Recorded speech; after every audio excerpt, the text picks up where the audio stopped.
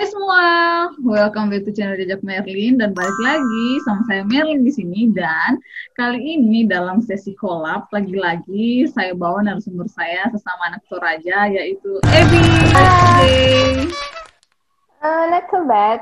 Not too bad, sudah jadi sultan guys, jadi ya gitulah. Amin ya Allah. Amin ya. Anyway, hari ini kita bakalan bahas topik yang beda lagi dari sebelum-sebelumnya. Kalau teman-teman belum nonton kolapan saya sama Edi sebelumnya, ada 2 video ya, Via, sebelumnya ya. Iya. Silahkan nonton video di atas ini ya. Sudah ada saya sertakan linknya. Nggak usah panjang lebar, karena teman-teman sudah kenal Evi, jadi kita langsung masuk ke topik yang bakalan kita bahas hari ini, yaitu soal pengalaman kerja di Meat Factory, atau Indonesianya pabrik daging. Ya kan ya, Via? Iya. Iya, Ya, pabrik daging. dia jadi setelah pengalamannya pindah-pindah beberapa tempat kerjaan dan beberapa state, sekarang dia lagi kerja di pabrik daging. Nah, banyak kan teman-teman yang penasaran, pengen tahu gimana kerjanya di sana, gajinya berapa terutama. So, hari ini kita bakal bocorin gajinya juga ya. Anyway, langsung aja ke pertanyaan yang pertama. Jadi bagaimana ceritanya kok Viko bisa dapat ini kerjaan dulu? Bagaimana caranya kok bisa apply? Sebenarnya sih saya dulu kerja di farm ya. Waktu pertama kali dari Roadhouse itu kan saya terimanya di farm 3 minggu di sana. Terus di sini ternyata cek-cek ada pabrik daging. Terus ada anak HP Indo juga kerja di pabrik daging itu. Akhirnya coba-coba apply. Dulu sih sampai 4 kali ya. 4 kali kayaknya apply di pabrik daging. Habis itu sudah kerja di farm, tiba-tiba dihubungin sama HRD-nya, katanya mereka lagi butuh orang. Ya udah deh, kita dipanggil interview, terus CV-ver, terus induction. BTW, Udah. boleh tahu nggak sih kau di city mana kok ini? Maksudnya pabriknya di city mana nih? Di city mana? Di state mana? Taste Narakot, Itu South Australia. Jadi itu sekitar 2 jam kali ya dari bordernya Melbourne sama SA. Jadi dia di South Australia guys. Dan BTW itu kok dulu apply jobnya apply lewat Indeed, Six atau company website atau bagaimana? Itu datang langsung di perusahaannya. Jadi kan waktu itu sebenarnya Taste itu bilangnya nggak terima working holiday visa karena mereka kalau hire working holiday visa itu kayak backpacker mereka harus bayar mahal. Kan kalau casual kan 24 ya, rate-nya 24. Akhirnya ditolak kan waktu datang pertama. Terus akhirnya teman kos juga rekomendasiin ditolak. Ada lagi orang Indo rekomendasiin tapi ditolak. Mungkin karena sudah menyerah sama kita yang terlalu ini ya, kejar-kejar dia, kejar-kejar dia gitu. Akhirnya kita dipanggil, terus disuruh isi di website kayak apply gitu. Jadi mereka yang kasih websitenya ke kita untuk diisi. Oh, jadi dia di tes. Hmm, Habis itu setelah ngelamar langsung ke pabriknya 4 sampai 4 kali ya, Via, tetap ditolak. 3 kali ditolak, iya, akhirnya yang keempat keterima. Terus akhirnya dikasih iya, website untuk melamar lewat webnya itu ya. Nah, begitu guys. iya, Jadi anak WHV jangan pantang menyerah. Sekali apply ditolak, maju terus. Jangan jangan maju sekali terus. ditolak, jangan sekali ditolak langsung pindah hati. Oke, Iya, seperti betul. itu pengalamannya. Jadi setelah aku apply, habis gitu ada interview ya. Interview, habis setelah interview langsung induction atau ada medical check up? Oh, harus ada interview itu jadi seharian interview, medical check up, habis gitu dijadwalin untuk Q fever. Jadi Q fever itu buat orang antibody buat kerja di pabrik daging biar kita nggak kena virusnya. Yang aku tahu sih seperti itu. Oh ya, Q fever itu kayak kau disuntik sebuah vaksin gitu ya, Via? Iya, iya benar. Ya itu memang Di antibody mandatory gitu. mandatory kalau kalian kerja di pabrik daging ya. Jadi harus punya Q fever dulu untuk menjaga diri kalian sendiri. Oke, Vi, boleh dong dibocorkan teman-teman apa sih kira-kira contoh interviewnya? Banyak kan yang suka tanya yang contoh interviewnya gimana sih kalau di Australia? Bagaimana interviewnya, Vi? Bagaimana? Jadi interviewnya itu dia tanya ceritakan tentang dirimu, terus pengalaman kerjanya. Terus ditanyain, kira-kira kamu mau jadi apa ke depan? Ini tuh sebenarnya ditanyain juga sih waktu itu. Terus kamu yakin bisa kerja di sini karena ini pekerjaan yang berat, kata dia gitu. Ya udah bilang aja iya. Jawabnya itu kalau saya dulu iya karena saya udah bekerja di beberapa tempat dan semua kerjaan yang saya lakuin itu kerjaan-kerjaan berat, kayak pruning kan di farm itu berat. Ya kayak gitu. Tapi sebenarnya HRD-nya itu sudah tahu kok kita pasti bisa. Jadi karena kegigihan kita melamar 4 kali itu pastilah dia udah tahu kayak gitu. Nah kan dari pengalaman kerjamu sebelumnya kan sebenarnya ini pertama kalinya kok kerja di meat factory. Ada chance nggak kalau misalnya belum ada pengalaman, terus tetap bisa dapat kerja, atau mereka lebih mengutamakan yang punya pengalaman? Sebenarnya mereka itu lihatnya jadi dari kemauan sih, kayak kamu mau nggak bertahan 6 bulan kerja di situ. Jadi kayak loyalitas gitu loh. Kamu maupun ada pengalaman, kalau nggak ada loyalitas, kayaknya ini deh. Agak ragu ya untuk hire ya. Iya. Tapi untuk sekarang ini perusahaan TIS itu lagi butuh banyak orang. Jadi maksudnya dia tuh hire orang pasti keterima. Udah kalau misalnya dia udah lolos di medical check up gitu, dia pasti udah keterima 80%. Iya, karena kan kalau medical check up mereka yang bayar ya, nggak mau rugi lah, medical check up mahal. Iya, mereka yang bayar. Iya. Iya, jadi memang mungkin kalau tergantung ya kondisinya, kalau pas lagi butuh orang, mungkin masuknya bakalan lebih gampang daripada kalau mereka nggak butuh orang, gitu ya. Iya, benar. Oke guys, jadi ada chance ya, karena Evi sendiri belum ada pengalaman di Meat Factory, tapi dia bisa keterima. Jadi kalau teman-teman ada keinginan untuk mencoba apply di sini, ya coba aja apply sekali, apply ditolak, apply lagi. Sampai berkali-kali bakalan diterima ya, kalau yang mimpinya mau ke sana. Nah, sekarang kita langsung masuk ke soal kerjaannya itu bagaimana sih? Kerjanya ya, saya kan di bonding room ya. Bonding room itu kayak tempatnya slicer, jadi tempatnya potong-potong daging dari bagian yang besar jadi bagian yang terkecil. Terus di packing. Nah, saya di bonding room itu kayak jadi packer gitu loh, masukin daging ke dalam plastik, terus ya cuman kerjanya itu packing daging. Jadi sistemnya itu kayak ada 10 table, 1 sampai table 10. Nah, table 1 sampai 10 ini kita di training selama, nggak tahu selama berapa lama ya, tapi pasti bakal tiap hari bakal di rolling di table 1, table 2, kayak gitu-gitu. Kalau misalnya udah tahu semua. Jadi memang ada trainingnya ya, kalau sudah oke, atau terus dilepas sendirian. Nah, susahnya di bagian apa nih? Karena harus angkat-angkat yang berat, atau karena saya dengar-dengar harus kok di cold room, atau karena apa nih? Iya, beratnya itu pertama, kalau saya kan orangnya nggak suka dingin ya. Ini dia itu ada di suhu di bawah 8 derajat, jadi dingin kan.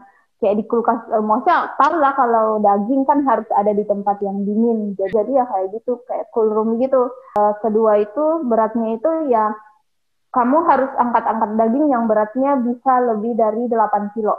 Kan kita harus ngangkat daging ya, misalnya kan sudah dimasukin ke dalam plastik, kalau besar kan kayak 5 kilo gitu, harus diangkat, ditaruh di tray, terus dikirim. Nah, angkat ini dari meja ke tempat tray itu yang bikin tangan kayak pergelangan kadang sakit, terus di punggung bisa sakit kalau salah-salah gerak gitu. Jadi kan itu harus cepat kan, karena misalnya satu table itu ada 3 slicer.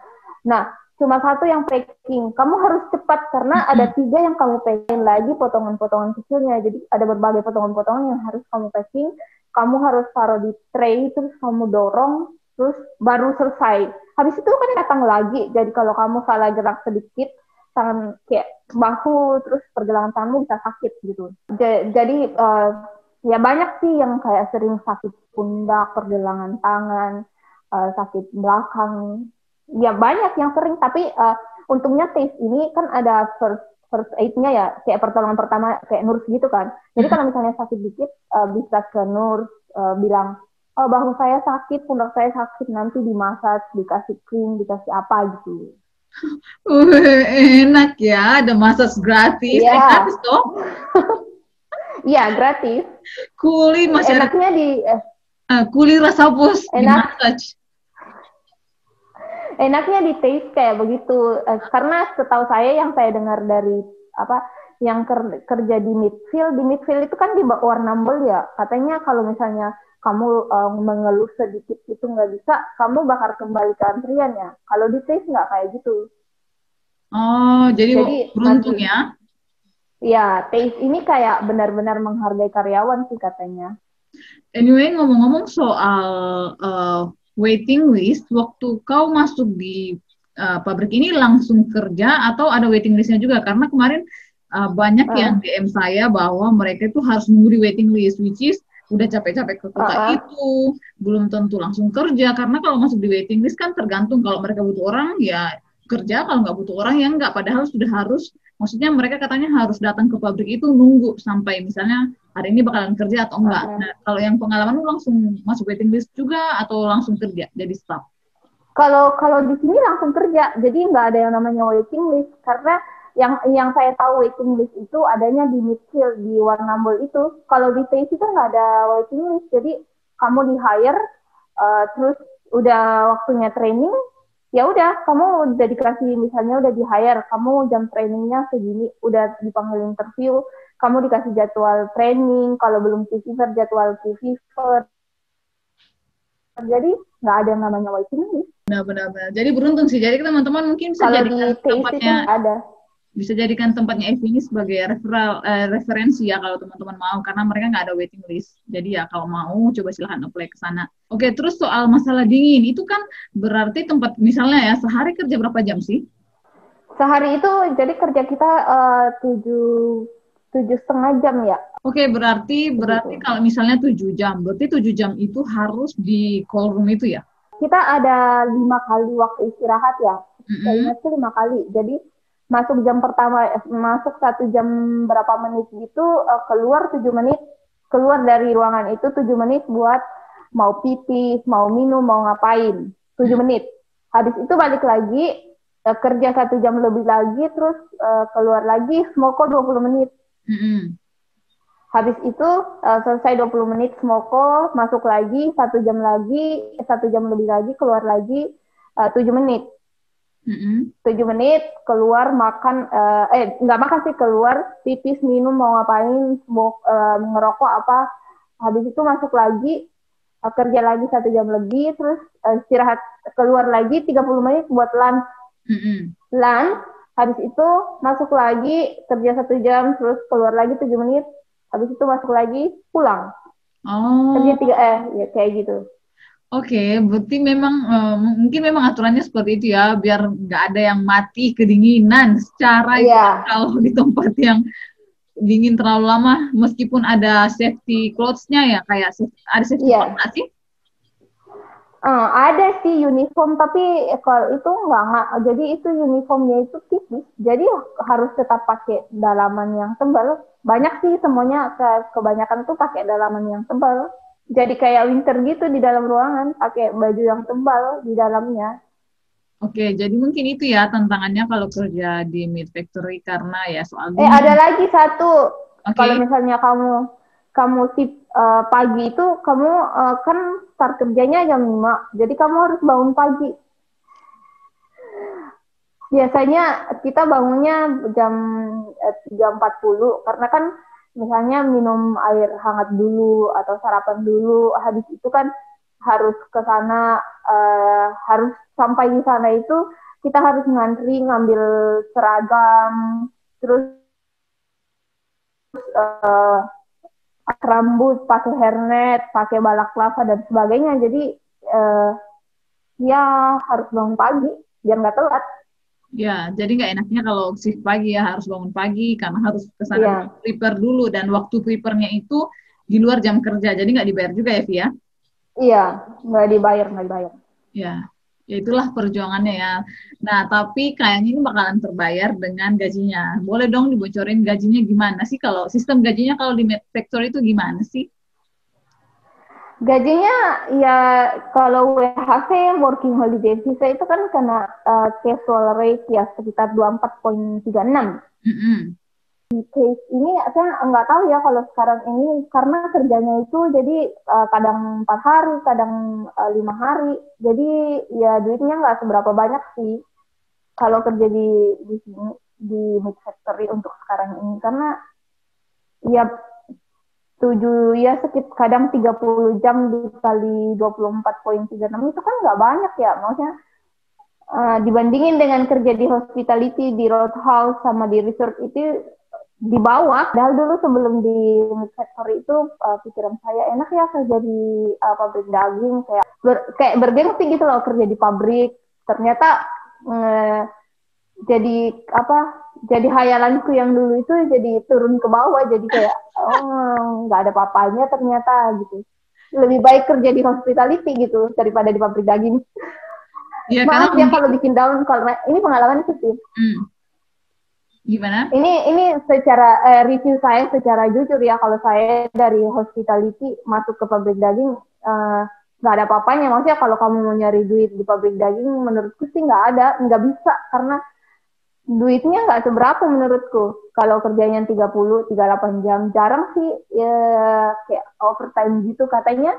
Overtime itu kalau pas summer, tapi sampai sekarang juga belum ada overtime. Kerja cuma 4 hari seminggu, kadang 5 hari, kadang 3 hari. Pernah sih 3 hari. Tapi itu ya kan gitu. berarti best rate-nya itu sekitar 24-an. Nah, itu beda nggak sih antara weekend atau antara shift sore atau malam? Ada bedanya nggak? Ada. Tetap sih dia ikut aturan fair work gitu ya. Ya kayak misalnya kalau malam dia 20 berapa ya, lebih tinggi lah pokoknya, dia 27 atau 30 ya. Sekitaran itu. Saya nggak seberapa paham kalau shift malam, tapi kalau shift pagi itu dia 24,36. Tapi ya teman-teman yang kerja di shift malam itu emang dapat lebih banyak sih. Sama kalau hari Sabtu juga yang saya dengar ya, karena saya belum kerja hari Sabtu, dia kena penalty rate juga. Oke, seperti itu ya guys. Jadi sama semua kerjanya. Ya, jadi soal gaji dan hari sama. Mungkin kalau teman-teman dengar ada yang duitnya gede, mungkin kalau misalnya bisa lagi pas sibuk-sibuknya, terus ada overtime, terus ada kerja weekend, mungkin itu baru tinggi. Nah, tapi kalau dari pengalaman Evi sendiri, dia masih merasa bahwa hospitality masih lumayan ya daripada di factory. Well, mungkin ini juga karena ada hubungannya sama COVID ini ya, jadi we never know. Tapi kalau teman-teman mau coba, silahkan. Ya, bisa jadi. Nah, nah itu masalah gaji ya guys. Jadi, dan tadi kita udah bahas soal hal yang kurang mengenakan kalau kerja di pabrik daging. Boleh dong dibocorin juga apa yang enaknya dari kerja di pabrik daging nih? Enaknya kerja di pabrik daging ini kan food processing ya. Jadi untuk saat ini tuh aman. Jadi ini kan makanan daging kan pasti bakal dibeli orang terus ya. Jadi kerja di situ tuh kita ngerasa aman, karena kita nggak bakal kehilangan kerjaan kecuali kalau kita mau resign sendiri.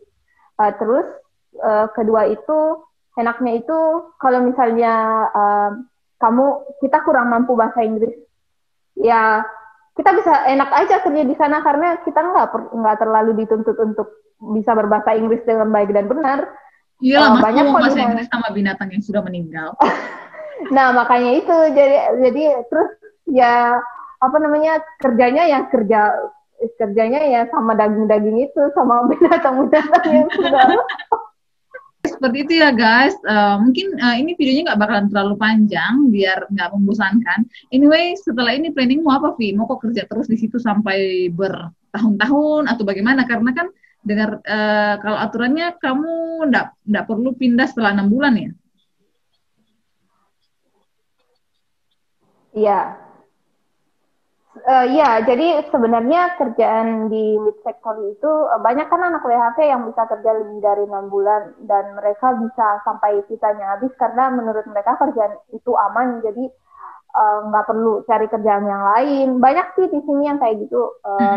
Kalau saya belum tahu ya kedepannya kayak gimana, karena masih pengen balik ke hospitality. Selesai 6 bulan dulu, apply visa ke-3, habis itu nanti lihat lagi kayak gitu. Iya guys. Jadi Evi ke Meat Factory ini karena dia pengen ngejar payslip untuk apply third year ya, karena kan kalau di Meat Factory itu sudah bisa masuk dalam salah satu syarat untuk apply third year. Itu kenapa tadi dia mention bahwa planningnya dia bakalan stay 6 bulan dulu sampai payslipnya kekumpul, baru apply third year, terus dia bakalan cari chance yang lain. Betul nggak, Pi? Iya, betul sih. Ya, seperti itu. Oke, sekian dulu video dari kita. Kalau teman-teman belum jelas, ada yang ditanyakan lagi, silahkan komen di bawah ya. Nanti kita bakalan coba menjawab pertanyaan teman-teman. Dan nanti kita silahkan tunggu video-video selanjutnya, sharing dari Evi kerjaannya apa. Mungkin ada pengalaman menarik lagi yang lain. Silahkan tetap pantengin channel Jejak Merlin ya. Oke, sekian dulu video Iya. kita. Thanks for watching and we will see you next video. Bye-bye. Bye.